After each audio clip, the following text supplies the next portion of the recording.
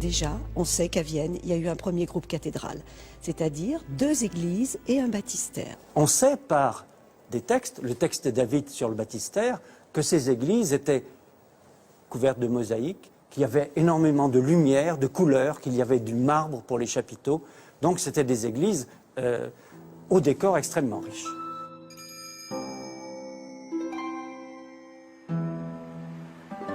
Le Rhône amène de nouveaux envahisseurs, les Sarrasins. Charles Martel les repousse et la paix s'installe à nouveau dans la ville avec Charlemagne. Pas longtemps.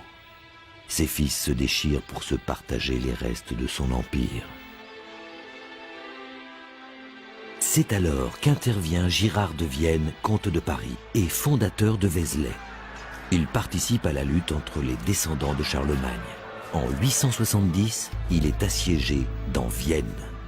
Girard de Vienne va être immortalisé dans les chansons de geste, mais le siège de Vienne est remonté dans le temps à l'époque de Charlemagne avec Olivier, avec Roland, avec la Belle Aude. C'est la matière d'une célèbre chanson de geste de plus de 6000 vers, Girard de Vienne. Girard de Vienne est le grand-père d'Olivier et de la Belle Aude. Vienne est assiégée par l'empereur Charlemagne et par son champion qui est Roland.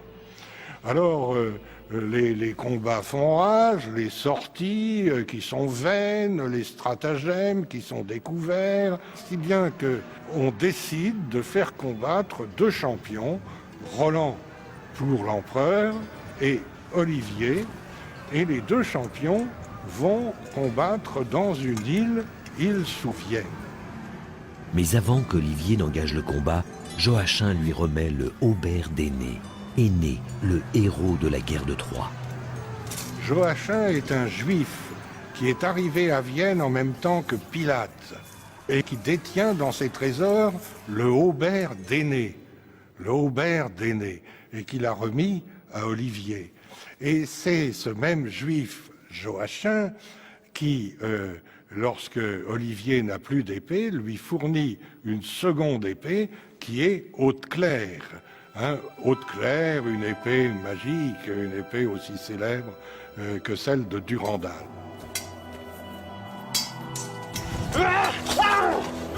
Dans la légende des siècles, Victor Hugo immortalisa ce combat.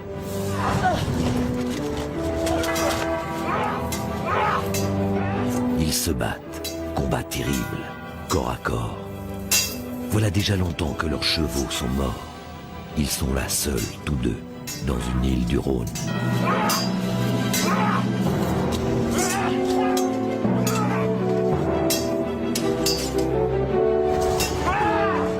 L'archange Saint-Michel, attaquant Apollo, ne ferait pas un choc plus étrange et plus sombre.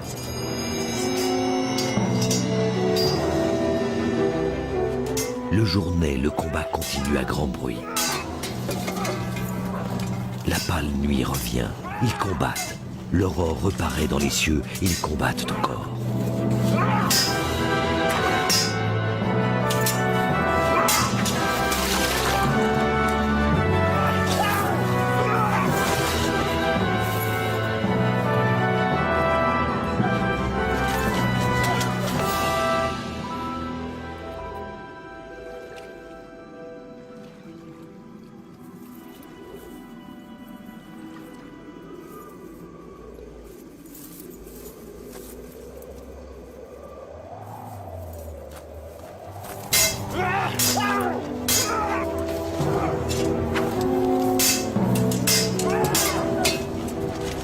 Le vieux Girard dans Vienne attend depuis 3 jours que son enfant revienne.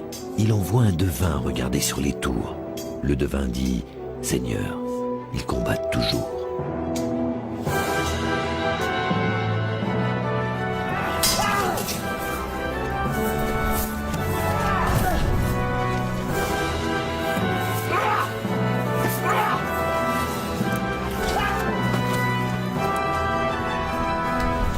Roland et Olivier continuent à combattre jusqu'au moment où un ange intervient et fait cesser le combat. Et enjoint à Roland, Olivier et à leurs fidèles de réserver leurs forces pour un combat contre les Sarrasins. Et la chanson se termine par une injonction de croisade.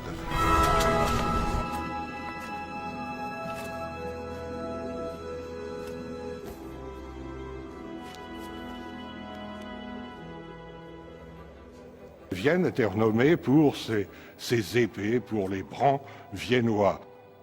L'épopée facilitait au fond le marché de ces épées fabriquées à Vienne et qui sont renommées dans tout l'Occident.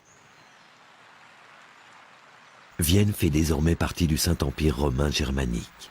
Et les grands Viennois sont toujours des hommes d'église, des archevêques comtes. Ils ont un pouvoir politique qui s'appuie sur les châteaux, château de la Bâtie au nord, encore bien visible dans le paysage viennois, le château de Pipet construit sur les énormes structures romaines, et puis la maison forte des canaux en plein cœur de la ville.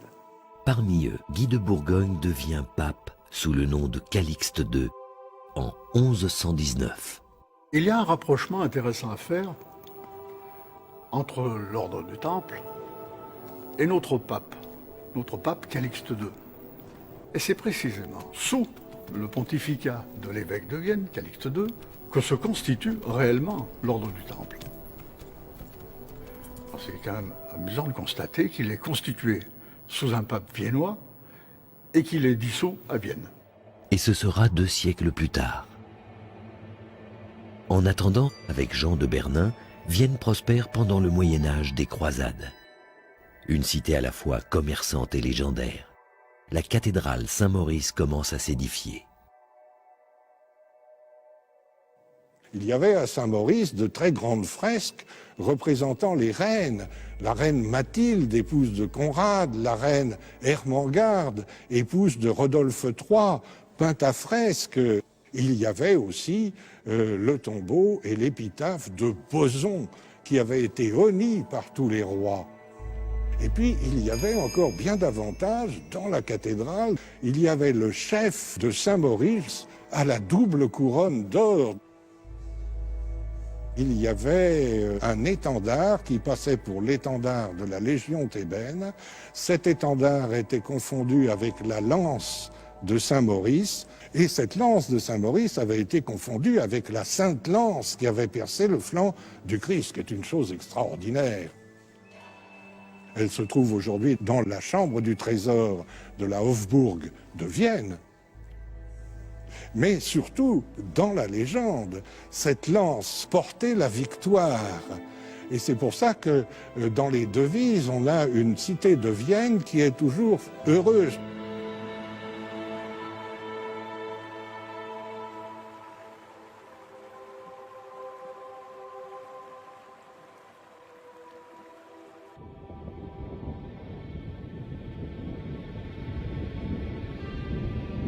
Histoire et légende convergent dans un événement majeur du Moyen-Âge, le Concile de Vienne.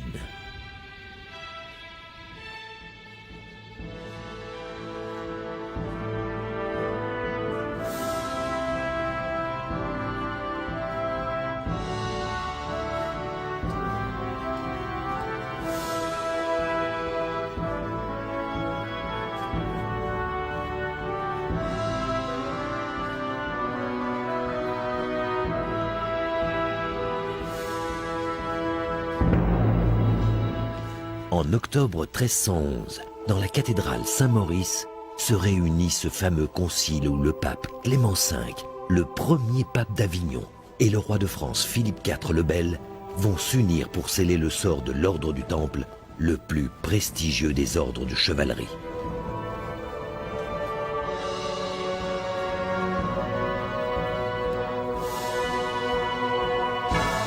Vienne a l'avantage stratégique d'être une ville frontière. Sur la rive gauche du Rhône, c'est le Saint-Empire romain germanique, où réside le pape. Sur la rive droite, le royaume de France, où s'installe la cour de Philippe le Bel, au couvent des Cordeliers. La cathédrale n'est certes pas tout à fait achevée, mais malgré tout elle existe. Et il y a de nombreuses églises, des couvents, des prieurés, pour loger tout un monde de prélats, de clercs, de secrétaires, près de 2000 personnes qui doivent participer à un titre ou à un autre à ce concile. Le pape Clément V, malade et contesté, est sans doute arrivé avec sa compagne, la belle Brunissant de Talleyrand de Périgord. Il lui écrivait des vers. « Tu es plus belle que le jour, la neige n'est pas plus blanche. Pour traverser le ruisseau d'amour, je ne voudrais pas d'autre barque. » Elle lui coûterait, dit-on, plus cher que la Terre Sainte, mais le pape est riche, très riche. Il a amené avec lui tout son trésor, qu'il est allé mettre à l'abri dans le château de la Bâtie. Pour donner une idée de l'importance de ce trésor, il a fallu 11 mules pour l'y conduire. On dit qu'il est malade. En réalité, je crois qu'il est fatigué et puis surtout qu'il est sous la tutelle du roi qu'il a plus ou moins mis en place et qui incontestablement le tient. On n'avait pas convoqué tous les prélats, tous les abbés. Il y avait une grosse majorité d'évêques et d'archevêques ou d'abbés français et italiens. Donc l'Assemblée, sans être à la botte, si vous voulez, était quand même sous la très forte influence de la monarchie capétienne et des légistes capétiens. Le concile comporte 3 enjeux: la levée d'une nouvelle croisade, la réforme de l'Église, encore une fois, et surtout la suppression, sous une forme ou sous une autre, de l'ordre du Temple.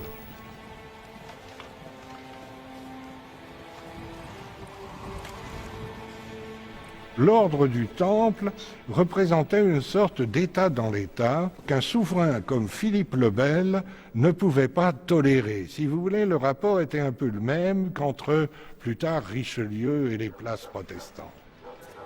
C'est à son âme damnée, le sinistre Guillaume de Nogaret et à ses légistes, que Philippe le Bel a confié la charge de vaincre les réticences du clergé pour obtenir un règlement rapide du sort des Templiers. Au départ, ils ont de bons rapports avec Philippe le Bel. Philippe le Bel qui va jusqu'à leur confier la gestion des finances royales. Seulement, il y a un revers, c'est qu'il se rend compte de la richesse des Templiers.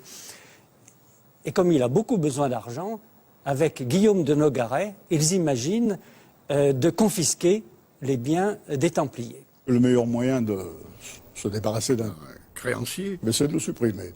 C'était assez courant à l'époque. Mais pour cela, il faut un procès. Ce procès était un procès politique, on ne peut pas faire mieux. On les a accusés de sodomie, de blasphème, de rites initiatiques obscènes, etc.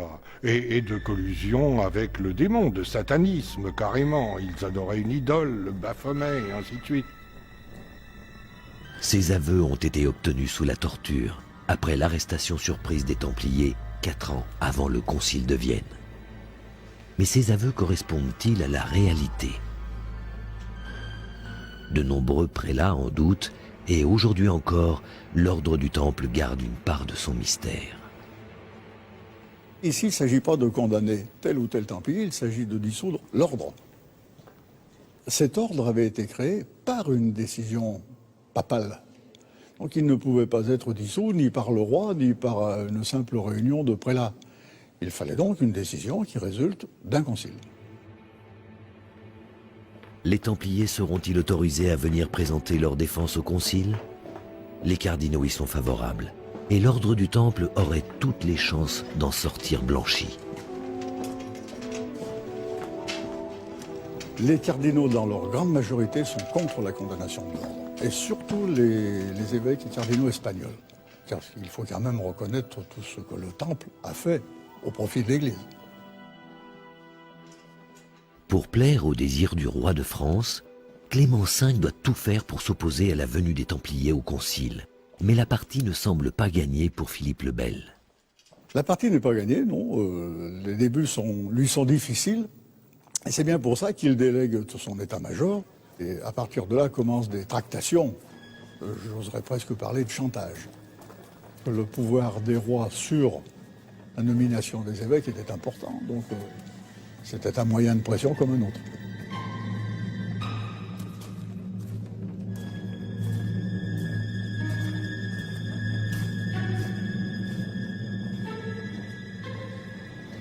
le pape essaie de gagner du temps.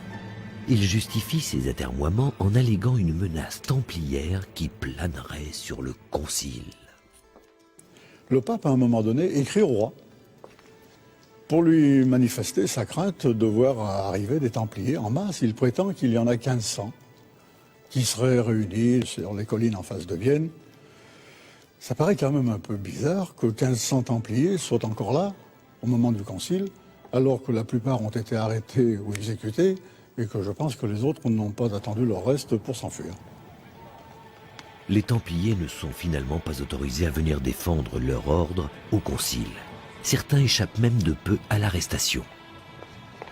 Le pape a cédé au désir du roi. Poursuivant en quelque sorte la tradition viennoise, de nombreux textes favorables aux Templiers comparent l'attitude de Clément V à celle de Ponce Pilate. Il est malade. Il est trop près du royaume de France, à la merci du roi. Il a peu de marge de manœuvre, étant donné le scandale provoqué par les aveux des Templiers. Sodomie, reniement du Christ, ça passait mal. Les débats continuent à s'éterniser. Et le roi lui-même, furieux, se rend à Vienne pour faire pression sur le pape, pour lui arracher enfin la décision qu'il souhaite sur le sort de l'ordre du Temple. Le pape Clément V ne voulait pas rentrer dans le processus d'accusation développé par les officiers royaux. En même temps, il ne pouvait pas faire autrement que d'accéder au désir du roi. Donc, le Concile a pris la décision d'abolir l'ordre du Temple. Cette abolition n'étant pas une condamnation, c'était simplement une suppression de l'ordre du Temple. Le 3 avril 1312, Clément V met un point final à la bulle qui éteint l'ordre du Temple. Philippe le Bel est satisfait. Mais le fond du problème reste l'argent. Ce fameux trésor des Templiers. Les biens du Temple reviendront-ils à l'Église ou iront-ils grossir les caisses du roi? Je pense que Philippe le Bel s'est déjà bien servi, mais il en reste. Et je crois que le fond de la négociation, ça va être à qui sera attribué le trésor des Templiers.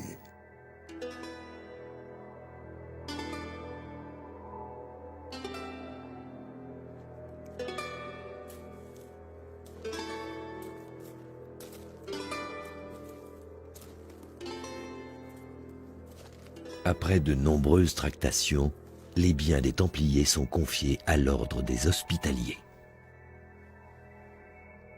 Le roi Philippe le Bel ne va donc pas réussir son coup de main.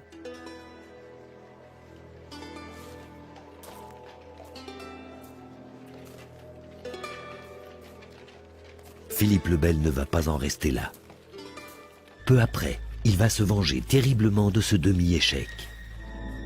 Philippe le Bel reprend le procès, cette fois des grands dignitaires. Ils sont condamnés. Jacques de Molay refuse la condamnation et il est brûlé vif. C'est la scène fameuse, vous savez, où Jacques de Molay invective Philippe le Bel qui regarde les flammes monter autour de lui. Et le grand maître des Templiers, Jacques de Molay, fonde la dynastie des rois maudits en jetant l'anathème sur les responsables de son supplice.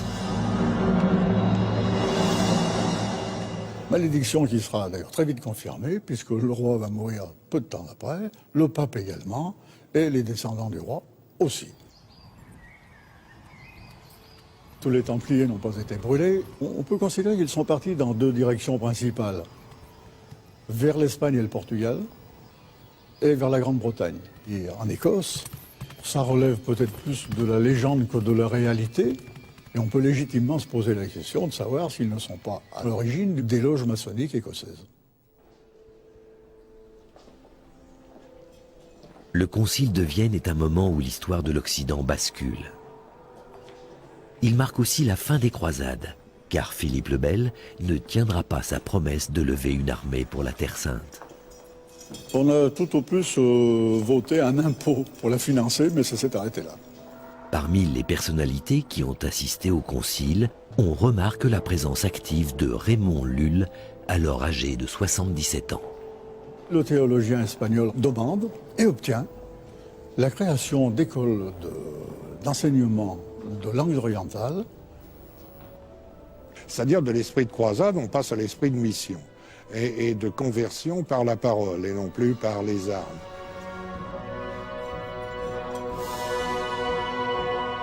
Pour le reste, la réforme de l'Église n'en parle pas, c'est un serpent de mer. De siècle en siècle, on veut réformer l'Église, on n'y parvient pas. Et cette réforme, au lieu d'être décidée, discutée, débattue, elle sera imposée. C'est l'arrivée de Luther, de Calvin, le protestantisme. 200 ans après le Concile, au XVIe siècle, Vienne est encore le théâtre d'un terrible exemple d'intolérance religieuse, avec Michel Servet. C'est l'un des plus grands humanistes de la Renaissance. C'était vraiment l'humaniste qui touchait un petit peu à tous les champs de la connaissance, aussi bien la théologie que la géographie, l'astronomie, astrologie, la médecine plus tard, puisqu'il deviendra médecin. Il correspond avec Erasme, avec Calvin, il critique la papauté. Au cours de ses nombreux voyages, il fréquente les imprimeurs lyonnais. C'est là qu'il a pu connaître Rabelais, Étienne Dolet, le cercle des poètes de Maurice Sèvres et de Louise Labbé. Certains imprimeurs lyonnais s'installent à Vienne et Michel Servet les suit, mais sous une fausse identité, celle de Michel de Villeneuve. Pourquoi? Parce qu'il est depuis déjà longtemps sur les listes de l'Inquisition, à cause du caractère subversif de ses idées. Et il est connu comme le docteur Michel de Villeneuve, médecin de la confrérie de Saint-Luc, et médecin des pauvres, j'insiste aussi là-dessus, parce qu'il était très apprécié.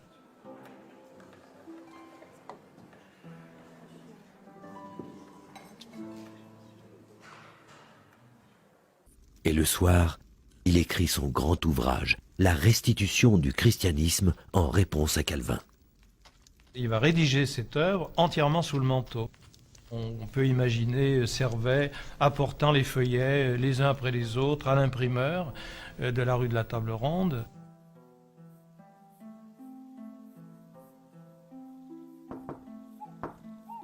Balthazar Arnoulet, imprimeur tout à fait sympathisant de la cause réformée.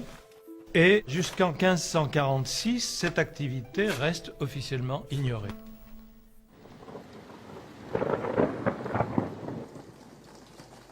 Servet-Villeneuve envoie des lettres à Calvin, des lettres très critiques sur la religion. Malheureusement, des traces manuscrites de ces lettres étaient restées, qu'un certain Guillaume de Trie, ami de Calvin à Genève, a réussi à posséder. Michel Servet est dénoncé à l'Inquisition de Vienne et emprisonné séance tenante.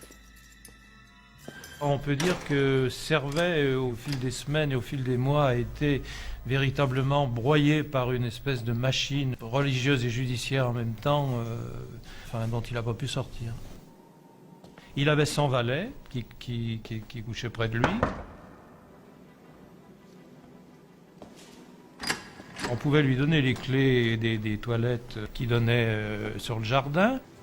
Servet, de façon très, très ironique, dit à propos de cette période d'emprisonnement, « Oh, on avait l'impression que tout était préparé pour que je puisse m'évader. » Il est passé donc par le jardin. Du jardin, il a sauté sur une terrasse qui se trouvait un petit peu plus bas. De là, il saute, il faut croire qu'il sautait très bien, il saute sur le toit d'un immeuble. Et ensuite, il a atterri dans une cour intérieure. Il a pris une rue vers le pont du Rhône. Là, on perd complètement sa trace. 3 mois plus tard, on le retrouve à Genève. Arrêté par les calvinistes, il est brûlé vif avec son livre.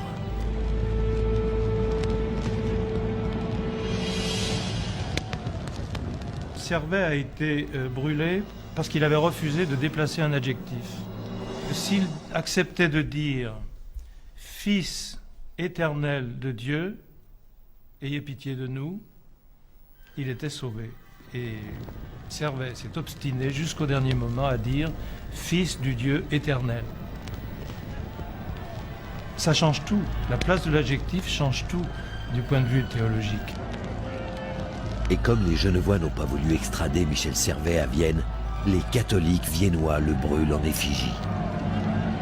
Michel Servet a donc été brûlé 2 fois, une fois par les protestants, une fois par les catholiques.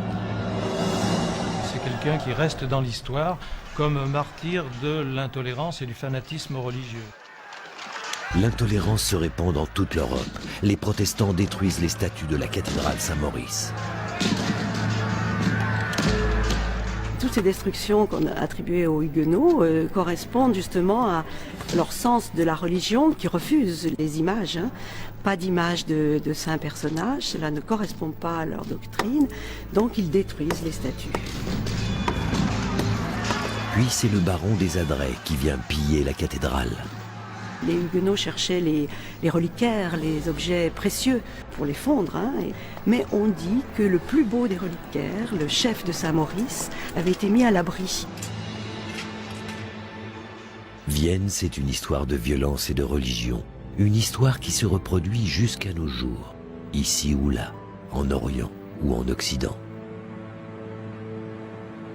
Lové dans la courbe du fleuve, Vienne est là désormais comme un veilleur, regardant du haut de sa cathédrale et des gradins de son théâtre défiler les voyageurs entre le nord et le sud de l'Europe. Comme une mise en garde contre les dangers du pouvoir, de l'intolérance et du fanatisme.